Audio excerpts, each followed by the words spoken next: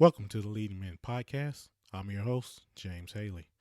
This podcast is dedicated to helping Christian men become better leaders at home as well as in the church. Leading Men is a listener-supported podcast. This podcast has helped you. Please support us with a donation on our website at leadingmennow.com/donate. My guest today is Terrell Monger, Senior Pastor of One Accord Ministries in Memphis, Tennessee, and the writer of the new stage play, Mr. Provider, premiering Father's Day weekend. This play tells the story and honors the men that are trying to get it right in life. Before we get to Terrell, I want to share one of my favorite resources for the week. Man in the Mirror is starting a new Bible study series titled 6 Habits of Spiritually Happy Men. The first habit is spiritually happy men read the Bible regularly. According to Man in the Mirror, your life will never change in any significant way apart from regular study of God's Word. The link to this Bible study will be linked in our show notes on our website at leadingmennow.com. Now, let's talk about Mr. Provider. All right, welcome to the Leading Men Podcast. And today I want to welcome author, songwriter, playwright, senior pastor of One Accord Ministries, Terrell. Terrell, welcome to the show. Man, glad to be here. That sounds like a lot of stuff. I do all that? Probably more than that, but that's all I can get on my notes, my note card. Tell us about Mr. Provider. Well, man, Mr. Provider is really just an opportunity to talk about or show an example of men that are trying to get it right. You know, a lot of times we focus on guys that are not doing what they're supposed to do, who causing trouble, and putting so much focus on that, sometimes we overlook the men that are trying to get it right. You know, I went through this myself a while ago where I was trying to do all I can to please the person that I was with, and no matter what I did, their attitude was, you're just doing what you're supposed to do. So what they did, it made me not even want to do that. And so it's not that we have to over exaggerate or over celebrate those that are doing what they're supposed to do, but we at least need to acknowledge it to give them the encouragement to keep doing it. Is there anything specific in your life that inspired you to write this? Well, man, after the success of what we did with the play, Something She Can Feel, and everybody loved it. And so everybody was saying, well, when are you going to talk about the man's point of view? When really I thought Something She Can Feel was about the man and the woman's point of view. So I actually started writing it. I started writing it for the men that, you know, take their kids to school, to, you know, go to soccer practice, show up at school, and they take pride in doing it. They feel like that's what a man is supposed to do. But in doing so, sometimes they overlook the fact that they are doing an exceptional job, because there are people that are not doing what they're supposed to do. So I started writing a play, and I actually didn't write it for any specific person or any specific reason. I just thought it was a funny story and it was a necessary story. So when I started writing it and we started doing a casting call and things started coming together, we had a couple of people in the leading role.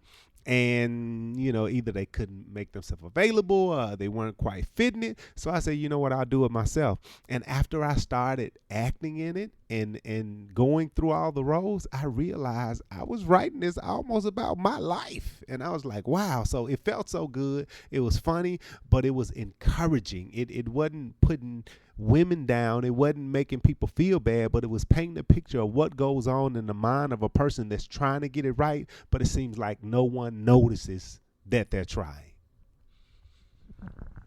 You talk about men trying to get it right. Yeah. As a pastor, what do you think the church's role in helping men, quote, get it right? Well, one of the things, and we actually have a soundtrack that we're doing for the play, and it deals with a lot of things that men have going on in their head. But one of the things I do in the soundtrack, and really one of the things I try to do in the play, is paint the picture. There is no one way to be a man.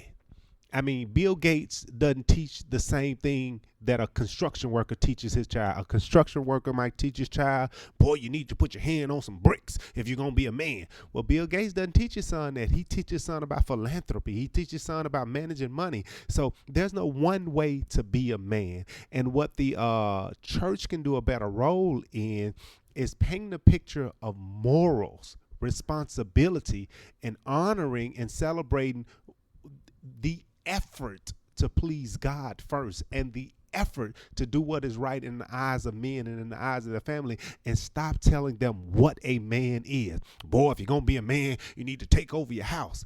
What does that mean? Maybe your wife is better at managing the money. Let her do it.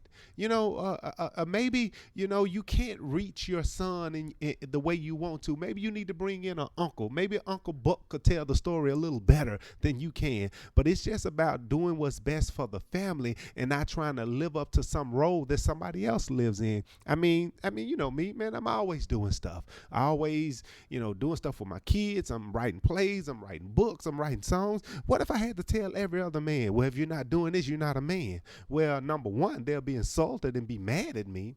But number two, it might make them feel insecure about who they are. No one performs at their best when they're insecure. They perform at their best when they're secure, when they're celebrated for their small steps. That's what I mean by trying.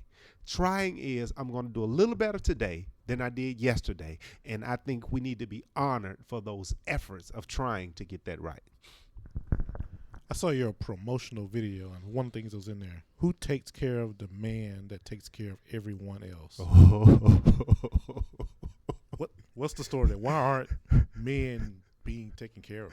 Yeah, well, and that's a thing, man. A lot of times when you want to be responsible, and you're used to being responsible, many times you don't even know how to articulate your own needs. You want to say, I'm doing this because of what I'm supposed to do, but if the children don't say thank you, if the wife doesn't say good job, if no one pays attention, if someone on the outside starts seeing your efforts, we have a tendency to be drawn to giving our energy to those things that give energy back to us. And if the child isn't complimenting you, the wife isn't complimenting you, the people at church are not complimenting you, but here comes this little young lady in the office saying, I see you, you're working hard, you doing your thing, look how your pants fit. And even though you don't want to, you start to want that energy, and you'll put on your clothes in the morning and think about the last time she complimented you, because that is the person that's giving energy to you. You'll start giving your effort towards what people have celebrated, and if the celebration is not coming from in the home, you get your validation outside of the home. So who takes care of that man that's paying the bills like he's supposed to, that's cutting the grass, that never complains, that does everything he's supposed to do, but then they look at it as he's just doing his part? But who takes care of him? If someone in the home doesn't take care of him, it's a human nature. It's gonna get taken care of somewhere, and if we're not careful, it'll put him in a position where it can ruin the family, it can ruin his name, it can ruin his credibility. So we got to work hard to celebrate those that are doing what they're supposed to do, or they'll mess around and have somebody taking care of them that doesn't have their best interests at heart and ruin the whole thing. Yeah, you definitely brought out a lot of good subjects about men and what they deal with, but most men are not emotional. Right. You think they even aware of that they even need this? Right. Yeah. And I would say that even though men are not good at expressing their emotions, I think they feel them, and that's one thing that get us in trouble. It would be nice, and I wrote a book called The Art of Strategic Conversation, and I wrote that book on how to express your thoughts and views in different atmosphere and using the words that can be understood in that atmosphere. Well, most men are not going to think they hard. They're going to say what they want to say, and then it's shut down, and once you shut a man down, it's hard to open him back up. If he says, baby, I really need more of your time, and she said, what do you mean? I give you all my time. My time spent to cooking, my time spent to cleaning, my time spent. Even if he wants your time, he's not going to express it because it was met with attack. And so he could want your time again, but he won't say it because he got slapped on the hand last time. And a lot of women don't know to say, baby, what does that mean? When you say you need my time, what does that mean? And a man doesn't know to say, okay, baby, maybe I used the wrong words. And so because of our inability to communicate with each other, we're losing each other. And I think we feel, but we have a difficult time expressing what we feel. And this play that we're doing says it for them. I guarantee you, every man that comes to this play is going to want to take their elbow and nudge their wife in the side and say, baby, that's what I'm talking about right there. Because I tried to display the inner thoughts of the responsible man and articulating his views in such a way that it doesn't offend, but it enlightens. Tell me about some of the characters in the play. Yeah, well, one of my favorite characters is the coworker. Jeremy Ashton is the lead guy in the play, and Jeremy Ashton is that responsible guy, always doing what he's supposed to do. But the young lady in the office has noticed what a lot of people have not noticed about him, and he's battling in his mind. But he has a coworker at work named Tommy, who he's known since he was mentoring him in high school, giving him a job, and he works at his company with him. And Tommy starts to explain to him, hey man, I see what you're doing and I see what's going on, because Tommy is a divorce guy, and he really explains how men end up in a bad spot. He says it in a comical way and a funny way, but I love his character because he's saying what a lot of men wish they could say. People are going to laugh at it, but they will hear it. So that's one of my favorite characters. And Tammy, she's a young lady who she's the best friend of the leading lady in the play. The leading lady is Sharon Ashton. That's Jeremy's wife. And Sharon is used to Jeremy being what he's supposed to be, doing what he's supposed to do, handling things how he's supposed to handle it. And her friend is saying, hey, he's taking care of you, but are you taking care of him? And Sharon is unknowingly neglecting him. And see, sometimes rejection feels like being neglected. And if you're not paying attention to it, you'll give that neglecting feeling without even trying to. And her friend Tammy is kind of sharing some of her things. So all of the information in the play, it's funny, it's engaging, but it's real instructional as well. So those are probably my two favorite characters. Outside of one of the young kids that's in the play, he's funny too. So yeah. Oh man, I forgot to mention Charles Jr. Charles Jr. in the play. That is the character that people are probably going to remember the most. He's funny. He's the typical, everybody loves him. He's funny, but the Joker just doesn't want to do right. You know what I mean? And so it's kind of like the polar opposite. Charles Jr. is Jeremy Ashton's brother, but they're polar opposite. He's irresponsible, but he's funny. He's fun to be around, but Jeremy is all business, and the two contrasts really create a element in the play that I think is really going to engage people. Scriptures have many examples of what a man's role should be in different aspects. Mm-hmm. Did you draw any inspiration from any particular scriptures? Yeah.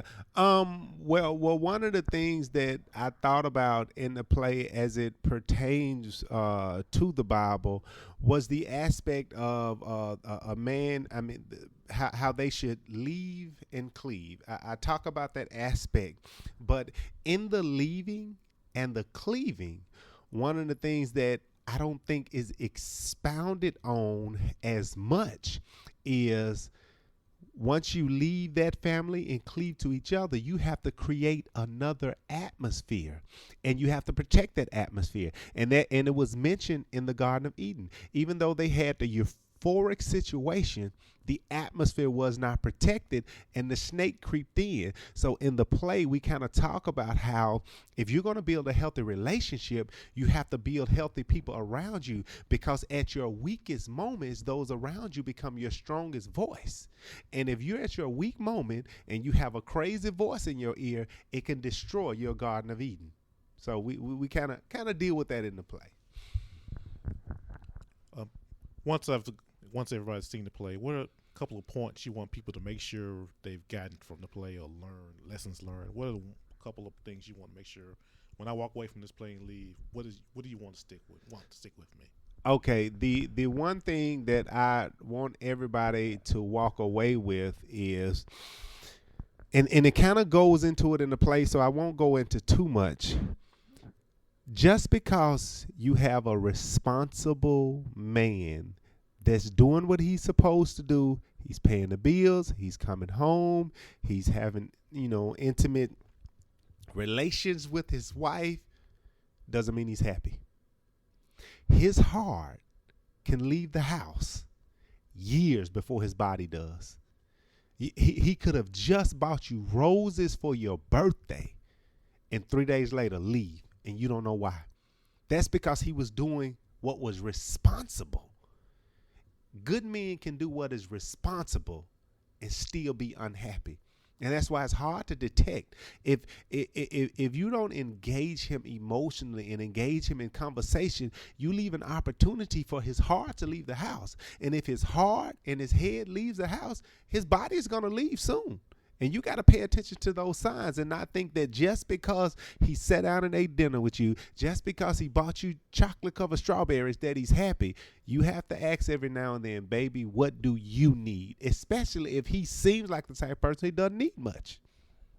I've heard several stories from people who are now divorced, and the woman will say, you know what, I don't know what happened. The man just said, I don't want to be married anymore, as if it was a spur of the moment decision. I think what you're saying is that's not really a spur of the moment decision. Right. That's been brewing for maybe years. Right. They've been going through the motions, doing what they're supposed to do, and they just had enough, and that was the point when they walked out. And that is exactly what happened. And and it's not a slight on the woman. You can be a good woman. You can be a great woman. But without giving the celebratory moments that a man needs, you can lose him. And I'm not just saying you got to be, ooh, baby, you came home. Yes, throw a party. You came home. I'm not talking about that. But when you see him going out his way, man, baby, you were tired and you still stopped and got us some sodas and brought it to the house. Baby, I just want you to know I appreciate you. That doesn't cost much. But he may just say, well, thank you, baby. But you better believe he's thinking in his head, she notices me. She knows I'm here. She knows my effort. But if he come home with the sodas and your only response is, all you got was Coke, you didn't get no Sunkiss? What a Sunkiss at? Is registering in his mind no matter what I do. The worst thing that you can do for a man is keep moving the finish line on him. If he's running, at least let him cross the finish line. Celebrate him in between races, and he'll run harder for you the next time. But if there is no finish line, if he come home with you something to eat and you say, how come you ain't getting no fries? Every time you do that, you're taking a piece of him. You're taking a piece of him. You're taking a piece of him. And then one day he comes home and he says, you know what? I don't want to do this no more. And that's the challenge in it. Or else he goes to get a loaf of bread and never comes back. and that's an important thing, that it's not that you have to throw a party, but every now and then just say, baby, I see you trying. Thank you. Even if it's not purse, even if he did forget to take out the trash, even if you had to remind him, the one time that he did, baby, I see you trying. Thank you. And that fills him back up. How can people see the play? Well, it's going to be at the Cannon Center. It's going to be June 18th at 6 o'clock p.m. And that's Father's Day weekend. And what I am hoping is that everybody brings their fathers, their sons, and as a family, come see the dynamics of the Ashton family. Jeremy Ashton, Sharon Ashton, and their kids. Come see the dynamics of this family, and I believe it'll speak life into your family. So once again, that's June 18th. You can go to www.mr-provider.com. That's Mr-provider.com, or you can go to Ticketmaster, get your ticket. I'm telling you, this is going to be an investment that is going to really bring forth fruit in your family, and you want to see this play. How can people follow you if they want to know more about you? Well, of course, on Facebook, on Twitter, on Instagram, everything, I am Terrell Monger. That's what it is, Terrell Monger. Type that in. Google it if you have to. You'll see, the soundtrack videos. You'll see the websites. You'll see everything. Google Terrell Monger, and it'll take you everywhere you need to go. But on Facebook, Terrell Monger. Twitter, Terrell Monger. Instagram, Terrell Monger. Haven't gotten into the Snapchat and all that. As you can see, I've been kind of busy. But I'll jump into it one day. For people outside of Memphis, would there be any opportunities for them to see the play? Absolutely. We're already in talks right now with the Nashville market, the Baton Rouge market, the Atlanta market, and we're putting together a tour for the summer, fall timeline to really try to get this story out. I'm expecting to get a lot of great footage from the Father's Day showing of it because of the significance. We know not much happens on Father's Day. You know, you might get a tie that look like the one you got last year that they bought on your credit card, but that's about it. But this is an opportunity to celebrate the men. And the reason I thought this was important, TDJ said something that was so awesome. He said, when Father's Day come, he said, at the most you'll get the big piece of chicken. He said, that's how they celebrate us when we stay, but they curse us when we leave. And I just thought those words just rung in my head that if women knew, and I'm not saying I'm trying to teach women something or trying to tell you how you need to do it, but if you only understood how much just a little celebration would make a good man run for you. I'm not talking about the dude that done cheated on you. I'm not talking about the dude that don't want to do right. I don't want you to look at the woman you had to be with the type of man you didn't want. I want you to look at the type of woman that you need to be for the type of man you do want. And this play really digs into that. All right, Terrell. Thanks for all that. We appreciate you having on the show. Hey, man, excited. Thank you so much. I'm looking forward to what you're doing with your show, brother. Thank you. That was Terrell Monger, writer of the new stage play, Mr. Provider.